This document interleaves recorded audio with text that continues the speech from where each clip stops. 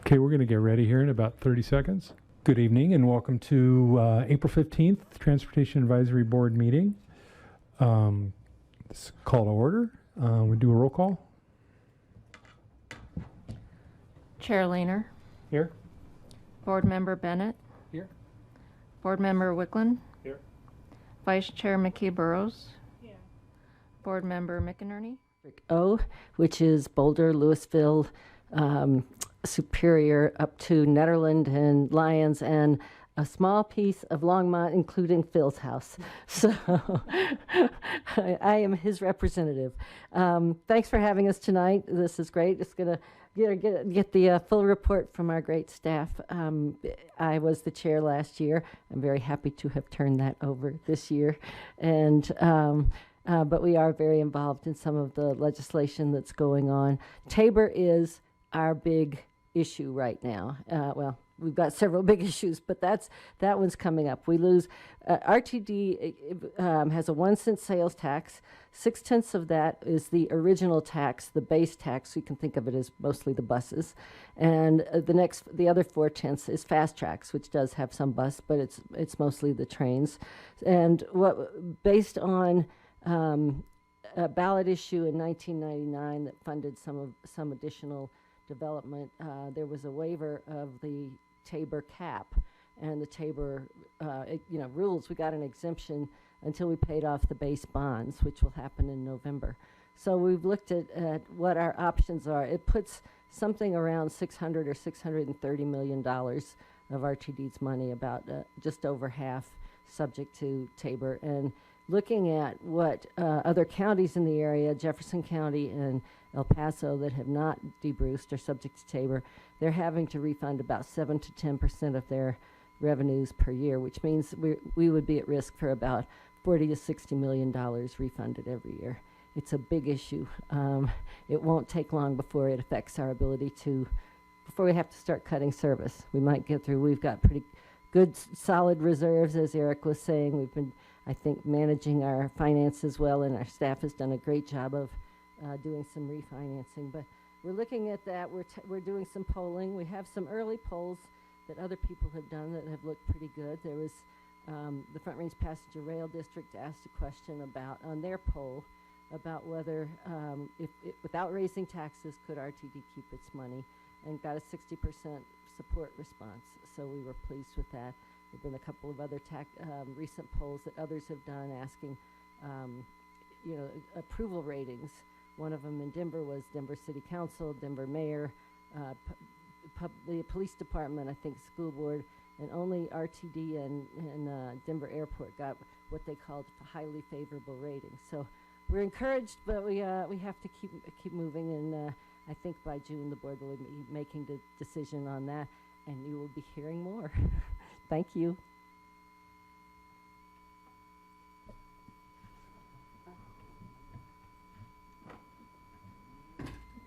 With that, we'll turn it over to Natalie Hanlos from RTD's Planning Division. Service Development. She'll tell me. Good evening. Thank you for having us. My name is Natalie Handlos. I'm the lead or senior service planner scheduler for what we call North Team within the RTD Service Development Division. I have several colleagues with me here tonight. We have Greg Fulkin, who's our Service Planner 1. We have Kelsey Ryan, who's our Service Planner 2. We have Ali, who is our Project Manager for 119. And we have Chris Quinn, who's also a Project Manager within the Planning Department. So I'll take it from here. Let's see. Make sure, is it working? Yep, there we go. That size. Okay. We're going to give you a quick update on local regional services, some of the special services, and a little bit update on long-range planning. That includes fixed routes, special services, future plant services that are mainly within the 119 BRT implementation. Update on the new fare structure, and then an update on the 119 BRT engineering implementation. All right, fixed route update. I'm going to hand it over to Greg. We're going to tag team it here. Just the far right. Oh, there we go. Thanks for having us. Here is our expected operating costs year over year from 22 to 23. Really wasn't a lot of changes between the 2 years. We have not been able to add service back like we'd like to. And that just gives you a baseline of what we have done the last couple of years. Next slide, please. Here is our average boarding weekdays by route, and this is off our fall run boards. And as you can see, we're using 2019 as a baseline. 2020, everything fell off with the pandemic, and we've slowly been coming back. It's still not where we would like it to be. It's still, and a lot of our adding services back is dependent on ridership. What's the ridership? What's driving it? Some routes have turned around a little better, but we're still far below pre-pandemic levels. Next slide. Here again, fall run boardings. This is for the regional routes. This would be the Bolt and the LD. And there again, you can see that we're starting to come back a little bit. We're still about 500 people a day lower than we were in 2019. This is the local local boardings for the fall run board, and you can see there again we're about 500 passengers per day lower than we were in 2019, rebounding slowly. I'm going to hand it over to Kelsey. Either way. Either way. If you want to do it here, whatever works best for you. I can hit this one. Hi, my name is Kelsey Ryan. I'm the Service Planner Scheduler 2 for RTD's North Team and Service Development. So this is our system optimization plan, which was approved by the board in July of 2022. And it is a plan to optimize RTD's system. The thing about the Longmont aspects of this is these are all tied to the Colorado 119 BRT service. So we have not implemented most of these because they are to be implemented with the Colorado 119 BRT service. The only exceptions to that would be the LBR route, which is it's essentially the LD route, and the LX2 route, which would resume service on the LX. We intend to bring back the LX2 when resources allow, but it is included in the system optimization plan, so it will happen. And I also have the special services update. So special services is our flex ride service here in Longmont, and the data is presented in like the same way that the fixed route data is presented, starting with 2019 as a baseline. We have our in-service hours, our maximum number of vehicles, what that annualized hours looks like. So that has dropped some from 2019, but has also come up since 2020. And we are the closest that we've been to our in-service hours from 2019 as of 2023. And here we have our average weekday boardings for the Longmont Flex Ride. So it's a pretty similar trend to what we saw on fixed route, where it's gradually coming back up. It's not quite where it was before the pandemic, but as Greg said, it's slowly rebounding. Okay. And it's my turn again. Right. For the future plan services, again, this is mainly related to the Longmont local network plan that was implemented in the process with the PEL, or the preliminary environmental linkage study that was done in 2015 regarding the 119 BRT. We presented this pretty much last year. It hasn't changed. It is still our intention to implement these routes when we get the opportunity, when resources allow, and when the ridership allows. And at this point, you can see the differences between what the current network is and what the proposed network is. I think the biggest change in that is that there will be service out east to where the Costco and the Walmart is, and the hospital.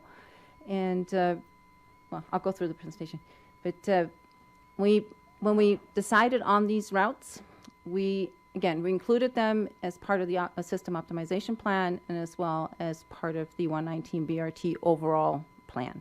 So when 119 BRT is to come online, and I think at this point we're looking probably May 2027, by the time everything is done, all construction's done, first and main station and everything is in place, then we would look to start implementing some of these routes, again, depending on what is then warranted at that time, what makes sense. So the evaluation overall for this local network, and this feeder service as we call it, included an external consultant evaluation. We had somebody come in and take a look. So we had a third-party neutral source. We coordinated heavily with the city of staff. We made sure that it was included in the BRT, like I said, report, so that when BRT comes online, it would be kind of the kickstart to allow for the implementation of this network. And we will look to phase it. And when we say phase, we would kind of evaluate which of these changes would make the most sense at the time of the opening of the BRT. It might be the routing out to east. I think that is the one that is pretty much on everybody's top list to be implemented, as there is a desire and need out in that area. But we would also look at some other potential adjustments, because we created this network plan in 2020 and things have obviously changed. So same as we do with the SOP, it's kind of a guide that tells us here's what we thought would make sense at the time that the SOP was decided on in 2022. But we've already noticed that certain patterns, travel patterns and things, and demographics and land use and development is changing. So as we move forward, there could be some additional changes to routing or service levels, service bands, stop locations. This is just, it's same thing as we would do with any other route implementation. Make sure that what we implement actually makes sense versus, oh no, this is the line that we had put on a map in a report. This is just, I know it's a lot of numbers and it's small, but it just gives you an idea as to what the service level change would be. Not going to go into detail, you can look at it, but you overall can see that the service hours would be increased with this local network plan. And with that, I'm going to hand it over to Chris for the fare study.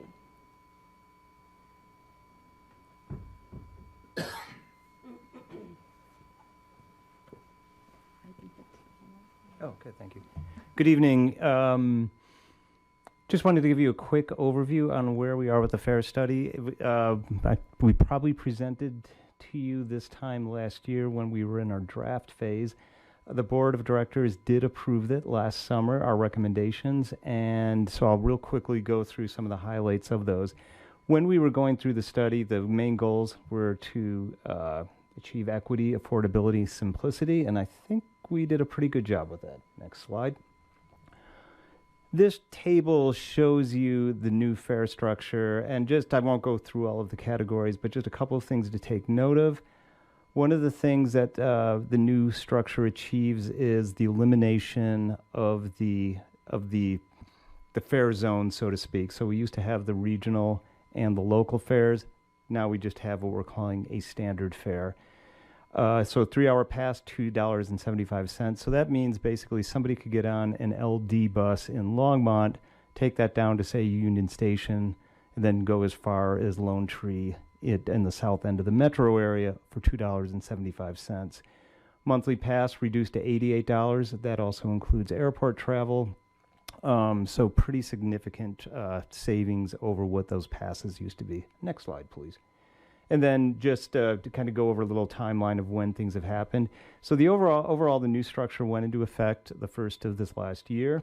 And as noted, this lowered fares for all customers, and we did simplify the pricing structure by eliminating the fare zones and boundaries. And we've also rewarded frequent customers with a very, very low-cost monthly pass, which again would be valid to any destination within the district. Another highlight of the program with the new structure is we have what is known as the LIVE program. That's a discount for low-income individuals. And it used to be if you were eligible for the LIVE discount, you still had to pay 60% of the fare. We've reduced that to If you are eligible, you'd pay 50% of the fare now. And the threshold for eligibility was increased fairly dramatically from 185% of the federal poverty level. That went up to 250% of the federal poverty level. That program was a little bit delayed in going into effect, partly because in order to determine eligibility, we used the Colorado Peak system. That's the statewide benefit system, and it took a while for the programming of that to get finalized. It actually came on board faster than we thought, so that went into effect roughly March 1st. Another component of the new structure, the EcoPass, the neighborhood EcoPass as well. We simplified that program as well. We had a lot of, we were going out to the public. We heard from employers a lot of concerns that the process was a little bit complicated. The pricing was very variable between years. So we've established a 2-year contract system, simplified the pricing matrix, and also lowered the contract minimum so that more smaller businesses could participate in the program. One of the most popular elements of the new program is the Zero Fare for Youth pilot program that started September 1st of last year. It is at this point a pilot project, so that will expire at the end of August of this year. However, we are hoping to find grant funding, possibly from the state, to keep that program alive. And as I noted, it's been very popular. Lastly, the new structure set aside $1 million for a transit assistance grant program, and that it was to provide fair media to nonprofit social service organizations, public agencies that may have clients with immediate needs. So with the expectation that if somebody is if we have a low-income individual, eventually they can get onto the Live discount system, but it takes a while for those applications to be processed. So for organizations that have clients with immediate needs, such as maybe a domestic abuse shelter, homeless shelters, they can apply for tickets for to be awarded, which they can distribute to their clients. We opened the program in March. We had over 200 agencies and organizations applying. We awarded 186 agencies, and those were announced on April 4th, so clearly a lot of interest in that program. And I think, that's the end for the fare study. Thank you. Hi, my name is Ali Mansapahi. I'm the project manager for the Colorado 119 BRT project. Back in 2013-2014 timeframe, we had the Northwest Area Mobility Study that identified a bunch of corridors in the counties in this area to be identified for transit improvements, and the one that was including Colorado 287, Colorado 7, 119, and others. And the first one that got funded based on the planning and it was actually Colorado 119, and then an ensuing planning and environmental linkages study was spearheaded by RTD and its stakeholders that got finalized in 2019. The goals are outlined, as you see on the slide, basically to have a more robust transit system serving the communities of Longmont and Boulder and all the communities in between, with the focus on first and last mile connectivity, optimizing the transit services. So before pandemic, we had J and Bolt running this route. J stopped after a pandemic, and we still have Bolt, but the bus rapid transit with its nature is to be much more reliable and much faster than typical bus service, which is what we intend to do here. Oops. Oh, sorry about that. Did I skip one? No, that's it. So this is the current timeline that Natalie had already talked about. This is the latest timeline we have developed. As you see, by the time everything is said and done, we're talking about Q1 of 2027 that the full-blown BRT service will be in place. Our partners are listed. That's all right, you could see it, but And we like it's to give ourselves a little bit of little leeway, so when it says so- Q1, we're gonna give ourselves 1 quarter to make Right. sure that everything is done. All right. the punch lists. So the diagonal piece of the project, the BRT project, as you see, or the trunk, is basically between Foothills Parkway to the south, all the way to Hoover Street to the north. And as you see, if you look at the legends, you'll see where we're gonna have what we are calling Q bypass lanes. We'll get it a little bit more into it later, where the BRT stations are, along with 2 park and rides at Niwot Road and 63rd. And then we will talk about, it's not on this slide, but we'll have another park and ride up in North Longmont. You'll see the improvements are listed in the slide, the transit stations, parking and rides, bike lockers. And then one of the things that CDOT has undertaken is, where it says signal timing adjustments, it's part of an adaptive signal system that CDOT Region 4 has already implemented, and it's already working, but we're going to be really relying on that on the transit movement as well.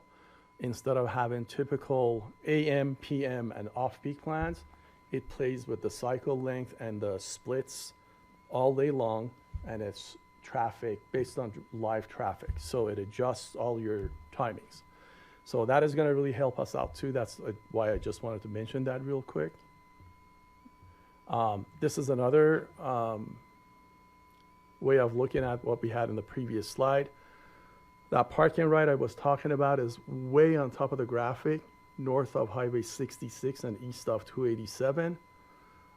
That's the parking right that we're going to be building from scratch, and the city is helping us, has been helping us tremendously to get that going, because it's currently owned by a developer, but they're supposed to give us a 4-acre lot to build the parking right, the future parking right there. You'll also see where those Q bypass lanes are going to be, where the parking rides are, where on Colorado 52 we only have stops, basically stations, but no parking ride. And basically all the features that we talked about. We also need to mention that the PEL, when it was finalized, we were going to implement managed lanes similar to US 36, but a further full-blown traffic study deemed it infeasible, if you will, because we realized that people are not going to be paying to get in the managed lanes, only to get stopped at the traffic signals. Instead, we are going with the Q bypass lanes, which we're going to have a slide on. We don't have. We don't have the Video. I don't think it's showing. works. Okay, Yeah. how do we have to find a way to share it with Yeah, we'll share it. with the We'll share it team? with you. Yeah. It actually has a little animation in there too, as how the bus pulls into the its exclusive bus lane, proceeds to the intersection, does boarding, alighting, and then it gets a Q jump signal, proceeds through the intersection, and eventually gets back into the general purpose lane. We're very sorry about the technical difficulty. You see the little arrow is supposed to play it, but it's not doing it. But anyway, We can act it so out if you want. You want to act it out? I was. He's the boss. He's the best. Basically, the park and ride facility that we were talking about, the cross street is Park Ridge, which is north of Colorado 66 at 287.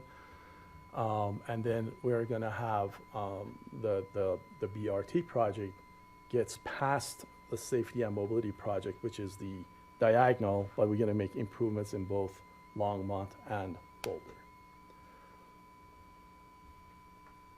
This one? Is this mine? This is yours, just in general, BRT update. I think Basically, everybody knows this yeah, about what BRT. BRT Just is. have this in here in general for the presentation. And I can give a quick update. So just to make sure that everybody understands, yes, get closer.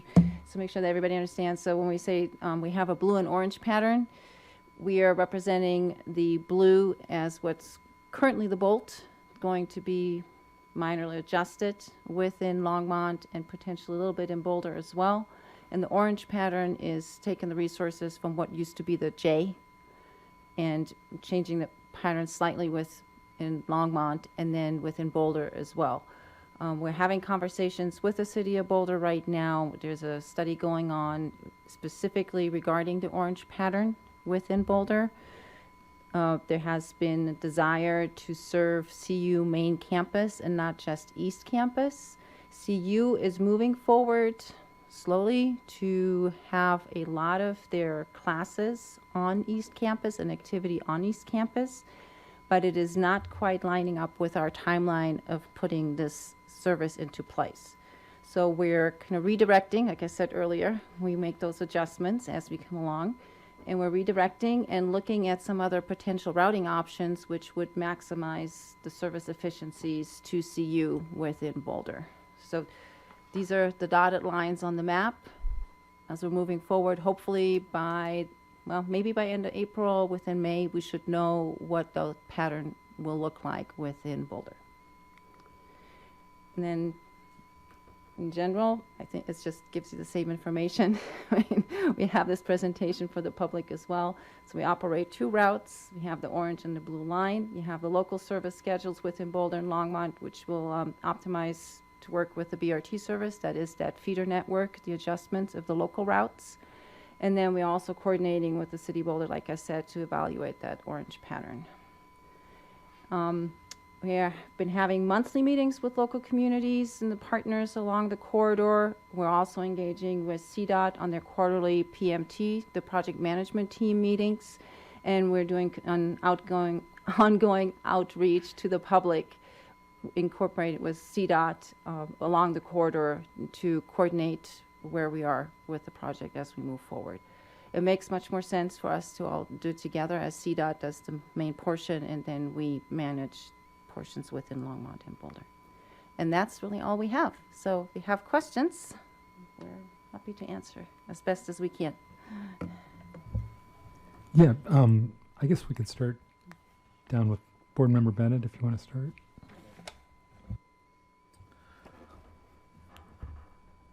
Hello? Oh, yes. So thank you so much. This has been very insightful, and this is exactly why I've joined the Transportation Advisory Board, is to increase public transportation right now for Longmont residents. And you answered a lot of my questions. One, I have 2 that are lingering. I am curious as to what has prevented the LX from being re-implemented, and if you foresee it being implemented before 2027. And then my second question is, when looking at the numbers of ridership between 2019 and 2023, just for an example, with Bolt having a ridership in 2019 of 1439 versus the present of 918, I was wondering, how much do you consider the fact that Bolt also doesn't have any express routes, doesn't connect to Front Range Community College, doesn't connect to IBM anymore, and how much you factor that into the current ridership displacement? Sure. For the LX, it is included in the system optimization plan, as Kelsey mentioned, so it is to be re-implemented. It's a matter of physical resources, operator shortage, and Eric and Lynn, you might have the numbers much more closely than I do, but I believe it's 150 full-time and about 75 part-timers that we're still short. That's significant. It's like 13 to 20% of our operators that we're missing in order to fully implement all that is in the system optimization plan. We also have to keep in mind the equity within the system. So if we were to implement DLX, it's a corridor that provides a service to a certain amount of customers, passengers within that area. And if we implement that service within North Team, then we also have to look to the other areas of the district, which we have a West Team, an East Team, and a Rail Team. And we have to see that we equitably can apply the same resources. So it makes it a bit tough when you're short operators, where if we were to implement the LX, I believe when we had it operating before the pandemic, we had at least 8 or 10 operators on that route. It sounds like a lot because it was only AM and PM, but because of the length of the trip, they're called trippers. And the way the service would work out is that you'd have literally one operator to run a trip down and back. And then you'd have to have another operator to keep the frequency to have that next trip, because the trip back wouldn't get back north in time to operate another trip south within the schedule. So you'd end up with quite a few operators. Looking to implement DLX, and will trigger a Title VI review within the district, and it would trigger more than just to say 1 or 2 or 3 operators that we would need if we were to operate 1 or 2 trippers in the morning and in the afternoon, because we would also have to look to our other teams, and they would then also require additional operators. So it's a little bit tricky to make it all work right now. But we're fully intending to bring the LX back. It was doing quite well before the pandemic. We were actually looking to add service to it at that time. You know, it's used by students a lot. Yeah. So it's definitely, it's one of, kind of have our list as to what routes we would like to see implemented sooner than later. And so when we get the chance for North Team to implement, that is one of our top 3 routes to look at. Now, for the numbers for the ridership, for the Bolt, the locations you mentioned actually did not draw a lot of ridership. It was minimal, and that's why we removed the route from those locations as we were evaluating the BRT, because it would have been a deviation, so to say, where you have more people on the bus that want to bypass than you would have people board at these locations. So IBM was out of the way. Front range is kind of out of the way. You have to get off the road. And so, yes, keeping that in mind, but those numbers would not make up for Bolt ridership much than what we see now. There were, I think, 2 or 3 Bolt 2 trips that we were operating that were also coming from Longmont down Foothills via Boulder Junction and then into downtown Boulder versus coming down 28th Street. So it was more the express route you mentioned. We did see some ridership on that route, but also those numbers were not that significant that we would say, oh, if we had that pattern at this time, then that ridership in general for the Bolt would show, 100 or 200 people more. Does that answer your question? It does. Thank you. Okay. You're Also, I am one more that I'm curious about. I know that RTD has recently hired a lot of security officers, and I was wondering if there have been any in the north, or if that is a Denver-based operation. I can comment briefly on that. Yeah, thank you for the question. So actually, a lot of what we've done is we've increased the police force and the number of sworn officers. So historically, RTD had a large presence of contracted security providers. And what we've moved to now, we actually hired a new chief of police, Chief Dr. Joel Fitzgerald, who joined us. He has restructured the force and increased the size of the force. It's actually, as we're struggling with workforce shortages for a number of reasons that we can happily touch on that are unfortunately holding a lot of our service back. In 2023, one of the only positions we fully staffed that was budgeted was actually the number of police officers, and we increased that number in 2024. That is system-wide, and that is happening. It is our chief of police is reorganizing into precincts that are more akin to the way other other police forces would work, so that folks can be, in their precinct, understand their areas very well, get to know all of the people on the system. And we are in the midst of rethinking that system and redesigning that to increase response rate. Interestingly, one of our big challenges on the workforce side of things is actually retention. We're doing great right now with recruitment of bus operators and train operators. Retention is really challenging because it is a difficult operating environment. We've had a number of assaults, including assaults that have happened during the probationary period. That is before an operator actually is working full-time with us and it gets out of their period after getting their CDL. If you have an assault early like that, it generally results in you don't retain the workforce. So the two actually go hand in hand, and this is why this is sort of an ongoing process. So happy to take if there's any follow-up, but it's a long-winded way of saying, yes, it's system-wide. There is some up here. Some of it is also needs-based, based on where we have the highest level of criminal activity. Great. That's all I have for now, and I look forward to emailing for any further questions I'll have down the road. Thank you. Thanks. Well, I guess it's my turn now. Thank you for the great presentation. It was informative. I wrote down some simple questions just to kind of tie in with Board Member Bennett about the security need. That this is a theory view, but why do you think we came to this? Besides obviously a high level of crime, but why kind of after COVID has this kind of spurred on? It's a big question. It's a big societal question. Yeah. So certainly, we at RTD operate trains and buses. Our job is to get people to and fro. And there's been an increase of, activity of drug use. There's been an increase of criminal activity. We've seen this, we're certainly not the only agency that's experienced this, but we're really, as our general manager and CEO likes to say, and I like this phrase, we're really interwoven into the fabric of society. So, everywhere you go and there's a stop. And so our operators, our customers are consistently faced with, with these issues. So what we identified is we had a real need to have more trained officers, and that also includes mental health clinicians. So, just as society has seen an increase, certainly one that catches a lot of media attention is fentanyl use. And with the increase of fentanyl and the increase of fentanyl use, naturally, given that we're interwoven into the fabric of society, that makes its way onto the bus, that makes its way onto the train, that makes its way into our facilities.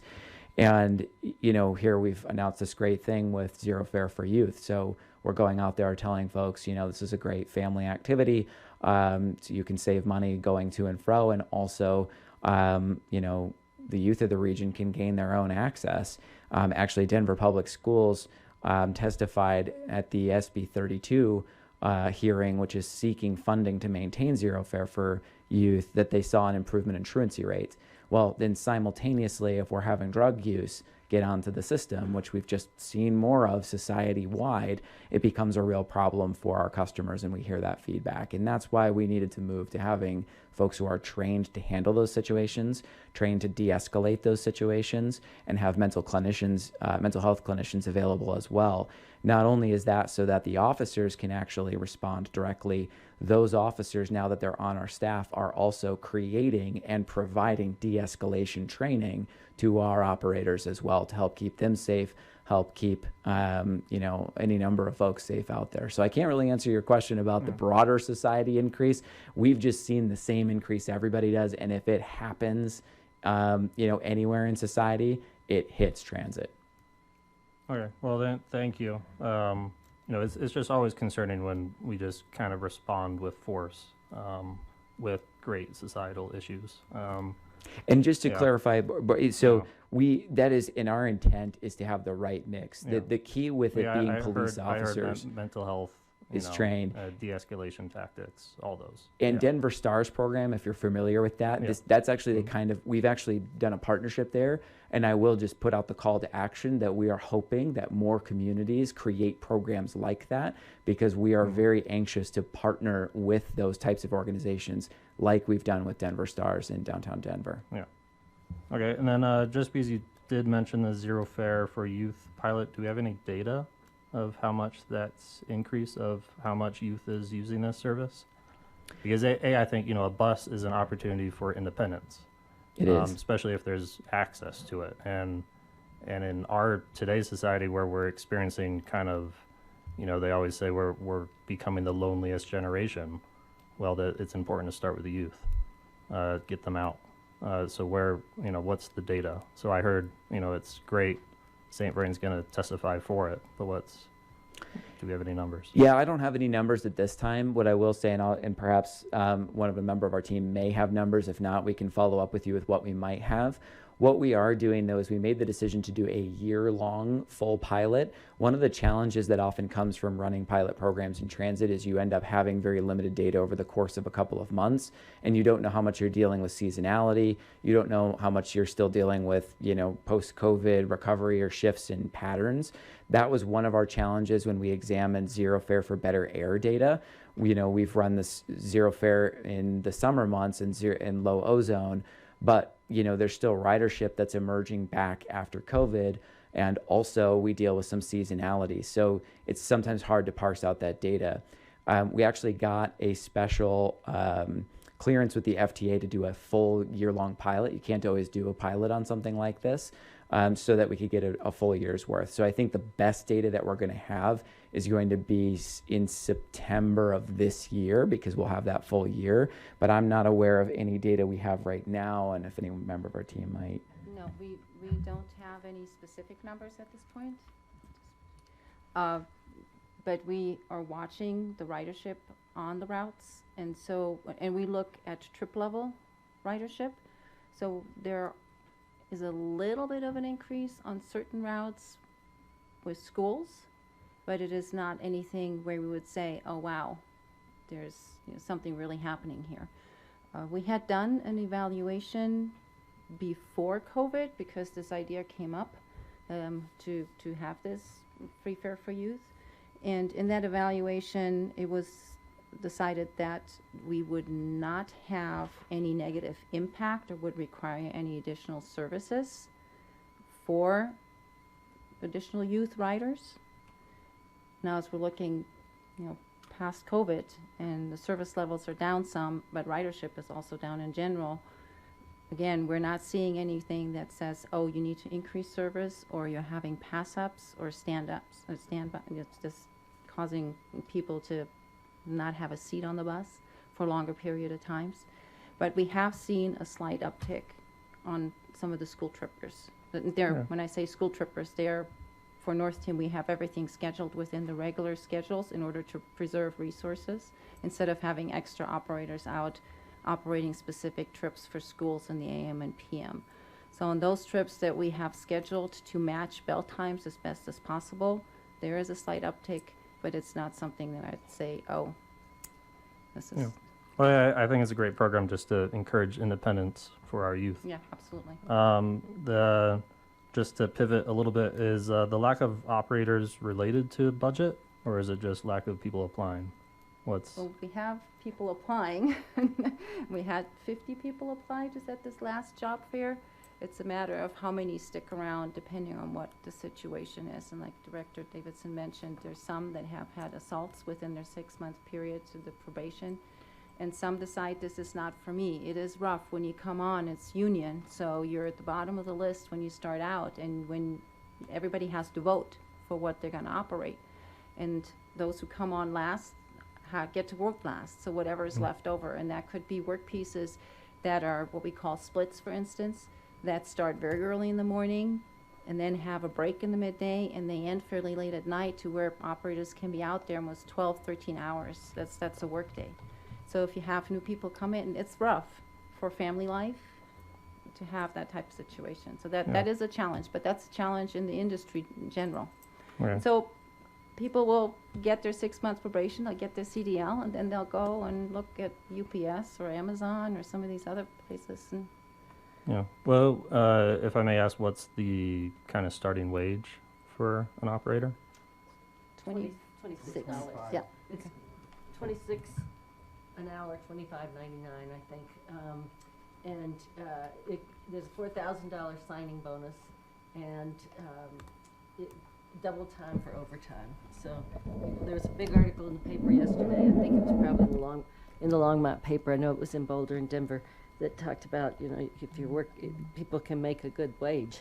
They just, as Natalie was saying, there are things. And another thing that affects is we have to follow of course, the federal drug laws, and marijuana being legalized. There are a lot of people who can't do these jobs. Okay. Well, then, thank you. That is, you know, according to MIT living wage calculator, that is just below a living wage for one adult for Boulder County. So just something to keep in mind. And then obviously you include two adults and more children. That number needs to be even greater. But I was just curious. And then also, kind of since COVID, how many routes would you say, maybe this is Longmont, but have increased in frequency and have, and then therefore have we seen also an increase in ridership? Yeah, I'd have to look, because I have to look at the other teams as well. It's not just for North Team. We've had a couple of routes increase in frequency, but we can look and get you the list if you'd like. I'm just curious, because I always kind of see public transit as expanded access also means expanded use. Right. Yeah, so we've had, I think, on the 19 and on the 8, 49. and the 49 is coming up. Yeah, so not up in this area. I have to say, for Boulder, there hasn't been much of an increase, or for Longmont either. The ridership is. And then don't worry, fellow board members. Last question. Park and rides. You know, I know what they are. You know, you park your car and then you go ride a bus. Is there ever thought of, you know, the state is looking at more TOD districts, because that brings in more revenue. So is there thought of, instead of creating a massive parking lot, let's create housing, mixed-use development? Yep. Okay. Yeah, we actually have a department. We have a group of people within our systems planning department that is TOD oriented. Okay. So that they look at any and all the opportunities that we have when we have these big lots. Is there opportunity to work with a developer to make it more efficient? Okay. And then I would just like to bring up if you know the organization Urban 3, that, you know, it's dated 2016. They did a study between Austin and Charlotte. Austin has 3 times the infrastructure, but their value per acre is less than half of Charlotte. Partly because Charlotte has expanded service all the way till, I looked up today, they actually go to 2 a.m. now instead of 1 a.m. compared to 2016. So it's just, you know, providing that access also builds that wealth and probably more revenue for RTD and neighboring communities. So, yeah, so it is something we need to somehow incentivize. Pre-COVID, we did have longer service spans. Yeah. But it just hasn't, at this point, the ridership is just not there to keep these trips. Right. And we know there are people out there that really depend on it, and it makes it really tough. I mean, it's heartbreaking for us, too, that when we look at this, we know there are people out there that need to get to jobs and they work these late night shifts and the cleaning jobs and so forth. And yet for us to say, well, to run these operations until 2 o'clock at night, day in and day out, when you only have 1, 2, 3 people, is not efficient. We have to watch where we use the taxpayers' money. So it's Well, the hard thing is then for a developer or building a TOD, why would I build one if there's no service? So well, it's if we allow TOD, then it is at our parking rights, right? So there would be service. It's just at this point, lower levels of service. You know, lower levels. So yes. So kind of the story is, you know, why would someone live up here in Longmont when they can't really reliably get to Denver? You know, if they work in Denver, you know, so that's part of the development process too. It's Yes. you know what I'm asking is what comes first, the chicken or the egg? So you know. Yeah, And- that is the challenge. You know, and I would second on board member Bennett's comments about the LX. You know, I used to ride it as well. Also, Longmont is becoming the largest city in Boulder County, and we don't have a reliable way to get to Denver, which is disappointing. So, I'm Duly excited to noted. see. Yeah, I'm excited to see the expansion. Again, I just hope the state and you guys are looking at how to actually build wealth within those TODs, and I believe is expanding service. Okay, thank you. Yep. Appreciate that.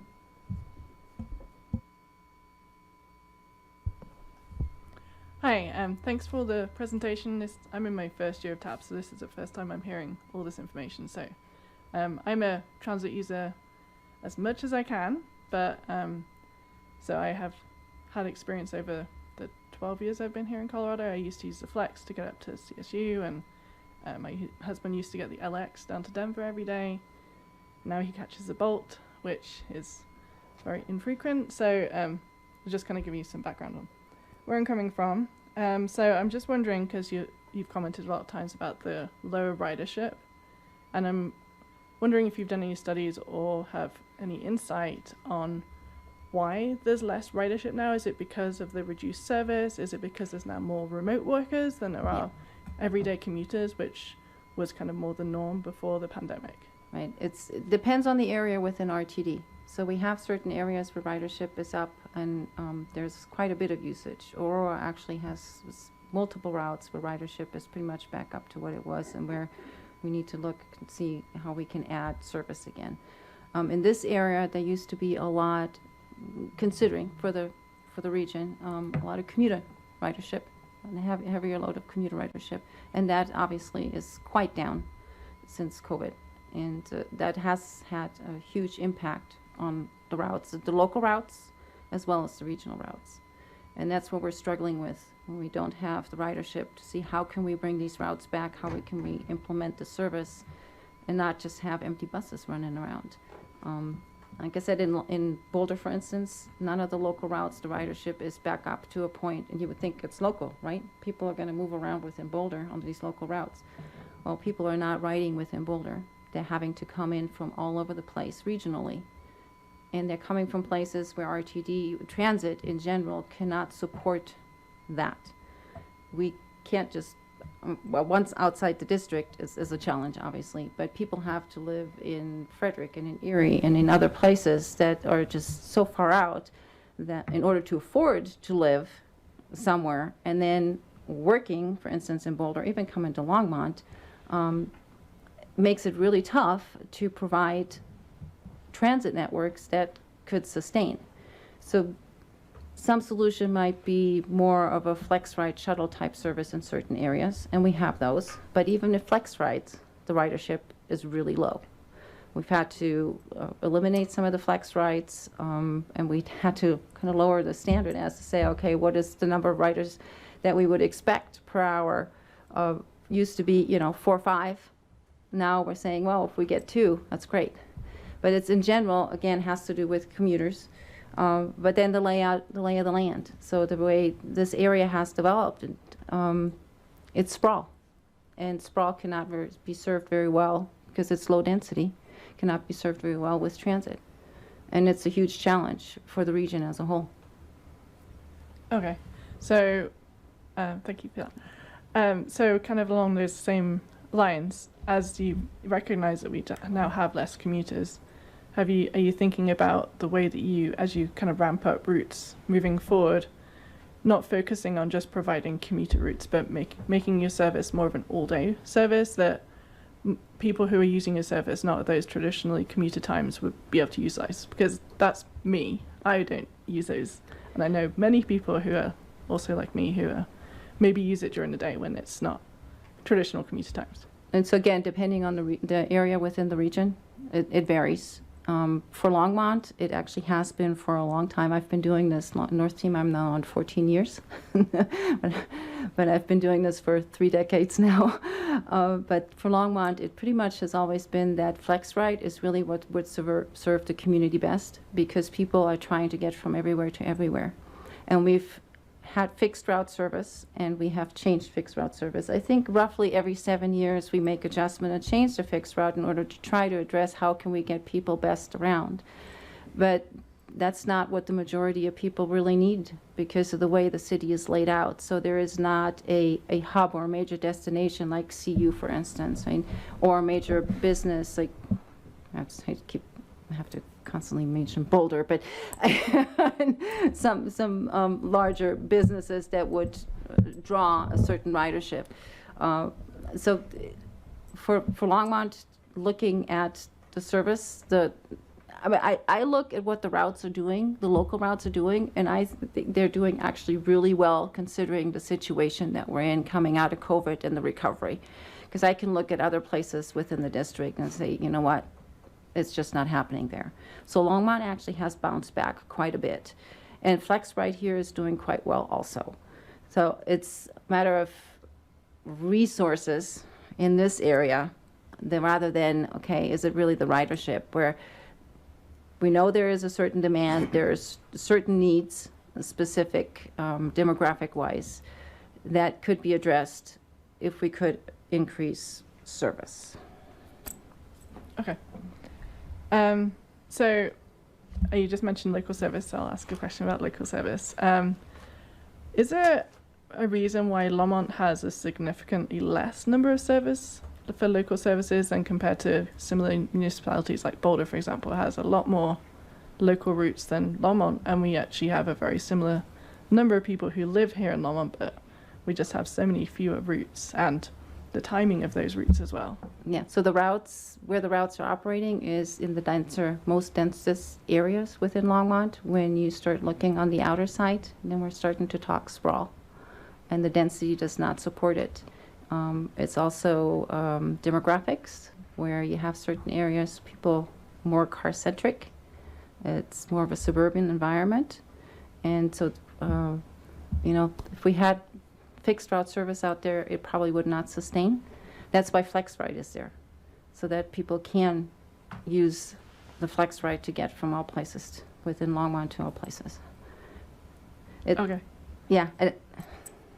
Yeah, it's just one of my it's frustrating for us when we have to look at students. We do have students, but students have a different travel pattern, and it's even within the schools. We just don't seem to see the ridership with the local system. But yes, for CU, right? That's why I mentioned the LX. We're aware of that. We know that there are students who need to get to Boulder, to Denver, to get to university. So the LX is definitely on the top of the list. But I have to say, it's frustrating for us when we look at this and we look at development, and there has been a lot of development, and it is all in a sprawl, low density situation. Rather, I come from Germany. I don't want to get on my soapbox with that, but I look at this and I'm just wanna, come on, can we get this right? But it makes it extremely hard for us to provide service that is efficient and effective. Like I said, we have to watch our tax dollars when we implement them, so we don't want to have buses run around empty. But with the local feeder network, for instance, for the BRT, to look at, okay, have a route now go out to the Walmart area and Costco and the hospital, because we know development has occurred there, and the type of development that has occurred there and the businesses that are there are places that people do want to go to and from. So it's definitely something that makes sense and that we would want to implement. Again, do we have the resources? This is where the chicken before the egg thing, where you have, okay, do we have enough resources to operate it at half-hour service, which would make sense. If you have a trip length that is shorter than the headway, the frequency of the route, it becomes inconvenient for people to use a route. So if my trip is 20 minutes, but my headway is 30 minutes, I'm going to think about it. Am I going to drive or am I going to use the bus? If the headway is 60 minutes, I'm probably out and say no, right? And my trip is only 20 minutes, I'm going to drive. So it's those kind of things within the community. How far are people going? Where are they going? And what are the headways that we can afford and provide? If you provide too much, then you end up with running empty buses again. So it's a fine line, fine tuning. Okay, thank you. So something that I know many people that I live around, they always ask about when are we going to be having access to get to the airport, because Longmont has no really good transit way of going to the airport currently. Like most of the cities south of us in Boulder County all have connection in some way to get to the airport, but to get from Longmont it takes 2.5 hours to get to the airport using transit, and that's just not any reasonable time that most people would do. So again, it goes back to what is the overall demand. So Longmont in general, if there was a driving hub that would create that ridership, so in Boulder, it's CU. It creates a lot of the ridership on the AB. The AB itself actually has a lot of ridership that happens as of McCaslin and Flatiron into stations, and not so much within Boulder, depending on time of year. So Longmont has the same challenge. There actually is not that much of a demand that would allow us to implement a fixed route all day. Yeah, I mean, if you do a route to the airport, you have to do it 7 days a week, right? And so what is the demand? How much ridership can we get? And in all of the evaluations we've done, it doesn't add up to be enough to warrant that type of fixed route service. You couldn't operate it. It wouldn't make sense to have something that operates every 2 or 3 hours just to have a couple of trips, right? When you're flying and you get back, you want to be able to, that bus is going to be a half-hour service. You got to be able to get off the plane, get over there, and know that there is a bus. You don't want to sit at the airport another hour waiting for the bus. So it's the demand within Longmont itself that doesn't drive it. It's the same. I hate to say Boulder again, but it is within Boulder. It's the same. There actually is not that much demand within Boulder per se. It comes from along the corridor where people then drive to these park and rides from 3, 5, 10, 15 miles away. So since that AB route is so popular, what about if you connected Longmont to the AB route so that you could still use that same route that's being used all the time? That's the Bolt. The Bolt interline. Well, we don't interline it per se, so it's not the Bolt actually continuing as an AB anymore, and we have separated it out because of the impact that's going to happen with the construction of 119. It's going to have impacts to the on-time performance operations for the route, and that would impact then the route AB if it was connected. So the route Bolt stands by itself and the AB stands by itself, but we make sure as best as possible that at downtown Boulder Station, we allow for what we call meets so that people can get from the Bolt easily to the AB. We actually have them scheduled, gates close together, so that it's an easy transfer. Yeah, unfortunately that takes a long time from here. That's why it takes 2.5 hours, because you have to go all the way to Boulder and then all the way back out again. Whereas if you could just go straight down to join it in McCaslin, it would be almost the same amount of time as driving. But there is no route that takes you to McCaslin right now from here. No, and it wouldn't connect at McCaslin. If it would connect at Broomfield at best, or maybe at 270. I know Boulder County has asked multiple times to see if there is a way to improve the ramps in the layout of, not 270, I'm sorry, 470. Yeah, yeah, at 287 and right, to allow for reconstruction of that interchange to have that connection. We're not opposed to that, but currently it is just not feasible. It's not safe. Even when the LX is re-implemented, the way the stops are currently at 287, I don't know if you've been down there, but they're pretty much just poles in the dirt right by the... I just want to do a quick time check because we've got 2 more items on our agenda. It's 7:20 at this point in time. So I just want to give you guys a quick time check. We've got one person waiting online too to come in for their item. So I appreciate the conversation, but we're going to probably have to get to just question and answer quick. So if we want to be out at 8 o'clock. Thanks.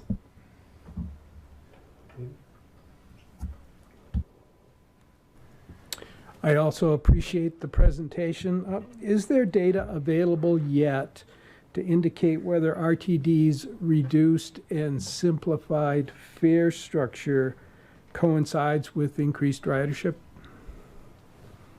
Mr. Quinn? Not yet. No, not yet. Mm-mm.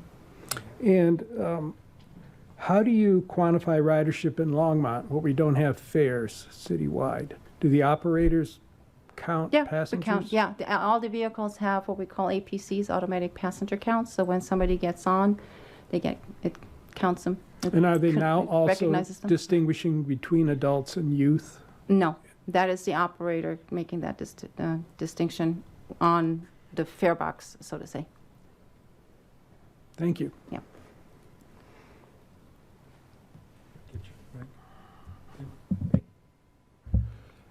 Thank you. Yeah, I don't really have any questions. I realize you're the experts, and you've been doing this a long time. And if we had more demand, I think a lot of this would be taken care of. We know that there's been a lot of long-term challenges and short-term with COVID and what have you. I was curious, the only question that I had, and not going to go too deep into it, you mentioned the trends with losing ridership. Do we see any trends about gaining ridership in an area such as Longmont, which you attributed to the suburban sprawl, which I totally understand? Do you see long-term trends that's going to help us build ridership, that's going to allow us to have these reintroductions of routes and those sorts of things? So on the local routes, going back to what we had pre-COVID, which is a couple hundred riders a day off currently, I would think that we can see still an increase in ridership. Some of it has to do with the frequencies. And at this point, again, if we don't have the resources with the network, the feeder service implementation, we hope that we can make those adjustments that will help.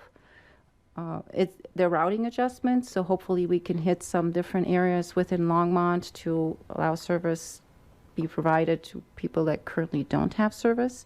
So our hope is definitely that this local ridership will continue to grow back to what it was pre-COVID. For the regional services, it's going to be much tougher. Now with the BRT, hopefully, right, it'll be more frequent, more reliable than what we can do with the Bolt at this point. Yes. Same with the LX. We wouldn't put it back if we wouldn't expect the ridership to come back. Mm-hmm. Thank you. I just want to say thank you for the presentation and thank you for all the work that you all do. And I understand getting complaints all the time being on city council. And I just want to say, give you the thank you before I complain. So, that's how it goes. No, I'm not complaining. But I think it's because I'm understanding this transportation ever since I've been on council. I'm learning more and more, and I'll make this quick, Phil. I know he's like, hurry up. It is so fascinating that when we in the city who we're trying to increase electrification as far as vehicles and reduce the carbon footprint and everything. And I think about us also increasing our housing. And when we have a developer that, say for instance, by Costco, and I know that you all are looking at that's one of your priority areas, but when we start building homes in areas and there's no transportation, there's no line already created, a route there, then guess what? I'm gonna buy me a car because I can't get to work. Whether you all are talking, and it may not be electric either. I may purchase what I can afford because I need to get back and forth. Maybe I'm working in Boulder, maybe I'm working in Greeley. And so what I'm saying is, and I understand what TAB member Wicklund was saying, that the egg before the chicken. Sometimes I just feel like we're at a point now where we're kind of going backwards because we are growing. And I feel like we need to already have that established. Like we still don't have enough routes at high schools. So guess what? Parents are providing cars for their kids because They want to make sure their kids can do their after school activities and drive where they need to go, whereas Boulder pretty much have routes where they have high schools. And not here in Longmont, it's not like that. And so anyway, I told you I was going to complain. I said thank you first. But I don't have that understanding. I know that's another time. Maybe we can have coffee and you can explain some of that to me. But I just don't get it. I don't have a clear understanding about that as much when we're trying to reduce our carbon footprint and we're building homes, but yet it's taking forever, you know, for us to have transportation that should be readily available. Are you shutting me up now, Phil? Okay. No, I was just going to say microtransit. Right. Because that's going to help us get from a lot of these areas to the existing transit network. But I'm going to appreciate your request for what I think is coming next. So thank you. Oh, what's coming next? My next question? We need more buses. Oh, yeah, definitely. We need more buses. Absolutely. You're right. The other thing, I had this and then I'll be quiet. When we're talking about the youth, the increase of youth on buses and everything, have we thought about a program? And I know everything costs money. Show me the money. We need the resources. But have we thought about having a summer program for youth to decorate the buses? Have we thought about having a program where youth can do youth program on buses? You know, I don't know if you have a coordinator or a consultant that can do those things, but we need to start getting youth involved in order youth wanting to get on buses and understanding that that's a part of their daily activity and a part of their life. But it's not attractive. I'm not saying it has to be sexy, but it's not attractive for youth to get on buses. And I understand that. I know we didn't talk about it. You all didn't talk about having a type of outreach for homeless riders as well. I don't know if you have a coordinator for them. I know you have a mental health people that can help with the officers and everything as far as RTD, but I don't know if you have anyone that's also helping our homeless population too that are riding the buses, which can also maybe be a deterrent for some of the kids if those riders may have mental health issues.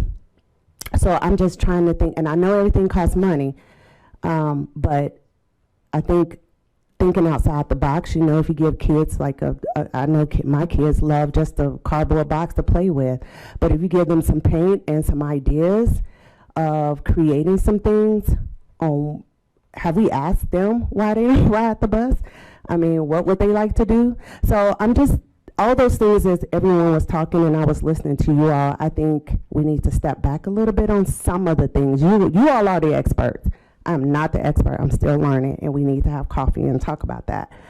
But I just wanted to throw that out there to make sure that we are going on the right, you know, going in the right direction, moving forward according to our comprehensive plan. And I understand Boulder gets everything. No. So that's the way it seems. That's all we've been talking about all night. I'm ready for Longmont. I know we got microtransit, so we got to do what we got to do, Phil. You got to get us the money, Phil. You got to get us the microtransit, Phil. You know? So I need RTD to step up in here and help us out a little bit. And I understand. So just to one of your points at the beginning, just to make sure that we actually coordinate on a regular basis between staff and RTD staff. We meet at least quarterly, if not more often, to talk about development that's coming online and what the changes are that are happening, so that we with RTD can look and see what can we do, what changes can we make to address these increases or these changes in development. So this route out to the east with Walmart and Costco and so forth, we actually had looked at that pre-COVID and had hoped that we could have implemented it, and then COVID hit. So we have the communication, we have the conversations. We try to coordinate as best as possible when it comes to these kind of things, to talk over how can we influence the developers to help us out, right? To be the ones to put the bus stops in, for instance, the infrastructure that comes with it. That is expensive. So a route expansion such as that out to the east is going to require a whole set of new bus pads. And how are we going to do that? And it's not just the money, it's the layout of the physical landscape. Is it even possible to put these stops in place to where we can then connect them with ADA requirements safely to these developments, to the paths that are already in place? Because transit somehow seems to be the afterthought. Yeah. Yeah, we would be happy to obviously keeping the conversation and having those discussions and whatever we can do to, say, yep, these are the things. I was going to talk to Phil about the expansion and see if there isn't an opportunity for some grant funding so that when we come to the point 2 years out for that, when we want to make that happen, that we have funding in place, that we can have those stops built and we can have the terminal and make sure that it is doable. Yeah. Mm-hmm. And go ahead.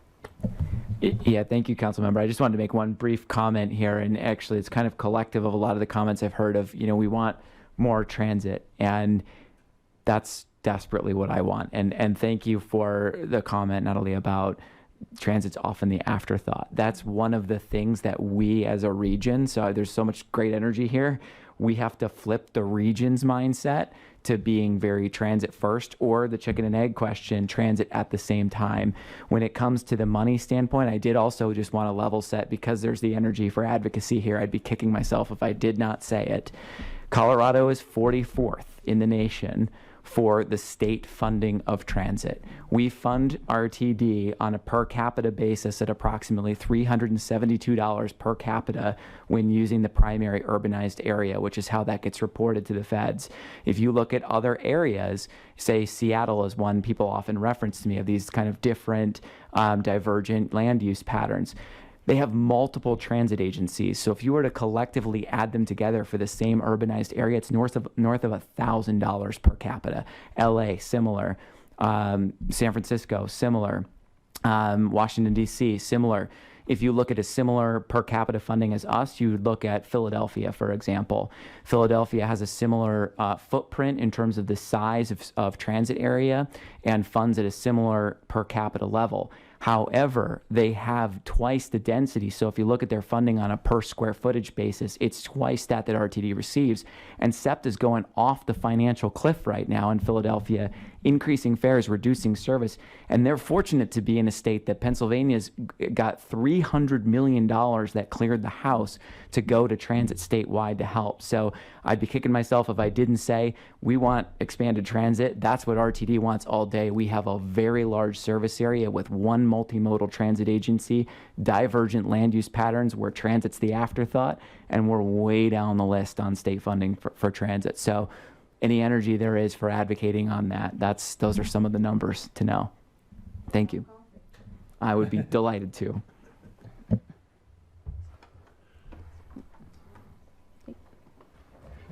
Yes, thank you. Thanks so much. Thank you. Thank you.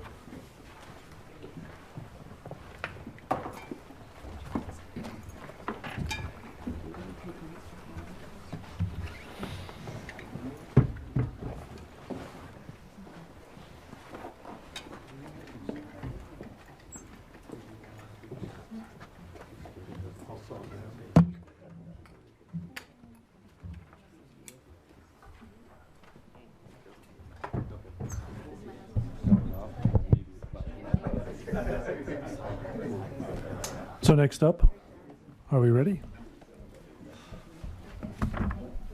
Next up, we've got Eric, and I can't. Verley. Verley, go Yep. ahead. And Austin. And Austin is also on the phone and yeah, hopefully you can see him on the monitor. He can't see you guys, but he can see me. But that's about it. So unfortunately, I'll let them take off, and they've got some information about the intelligent rail crossing monitoring app that they've been working on. So thanks.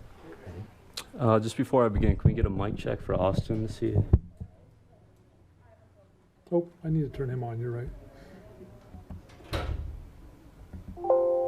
Okay, go ahead, Can you Austin. hear me okay? I'll turn you up. Can you hear me okay? Check. Yep. Great. Good evening, everybody. I'd like to give an introduction on the work that Integrated Traffic Systems and the Strategic Integration Group of Longmont have been doing on the development of the Intelligent Rail Crossing Monitoring mobile application. So to begin, I'd just like to introduce Integrated Traffic Systems. So my name is Eric Verley. I've lived in Longmont for nearly a year. I'm a professional software developer and partner of ITS. And I'm Austin Ader. Eric and I started ITS about 4 years ago. We thought there's a lot of opportunity to apply smart city and AI-based applications on the local government or municipality level. I think a lot of times these more high-tech projects are overlooked or there's not enough awareness. So that's kind of how we got started in this domain. And before we start, I guess thanks a lot to Phil for getting me connected. He's done a lot of work, so thank you, Phil. Cool.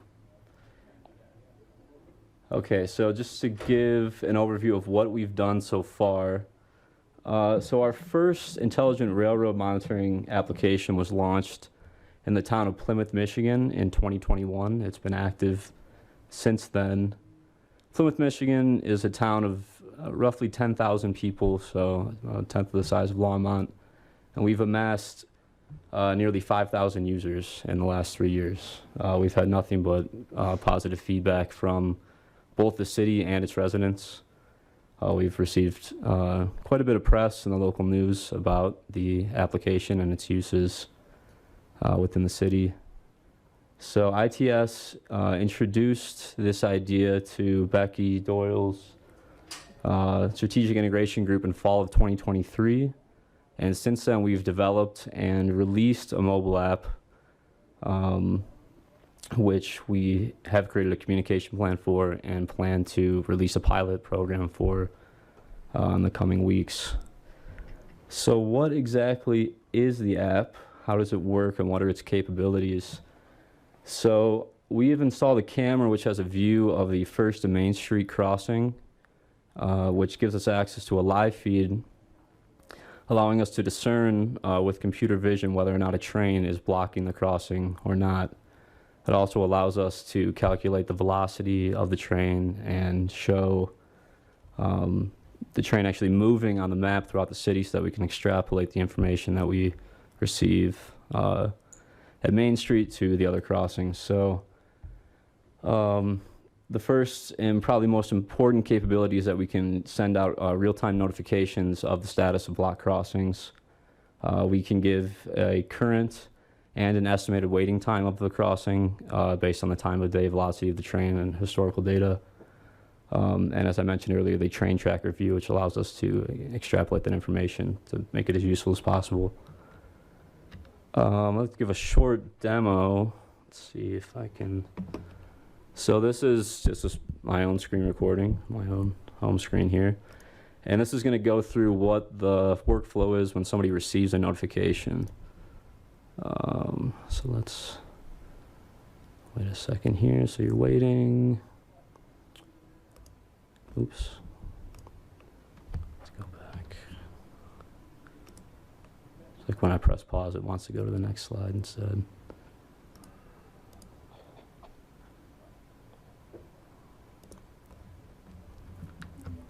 At the exact moment that the notification shows up, the play button goes away. Sorry, let me just skip ahead.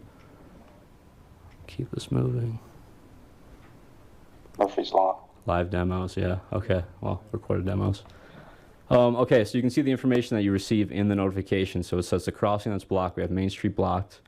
The estimated waiting time for this train, and this is a real train. I could hear it from my window coming, so I was ready to record. Was 2 to 6 minutes, and we calculated from the velocity that it's traveling westbound.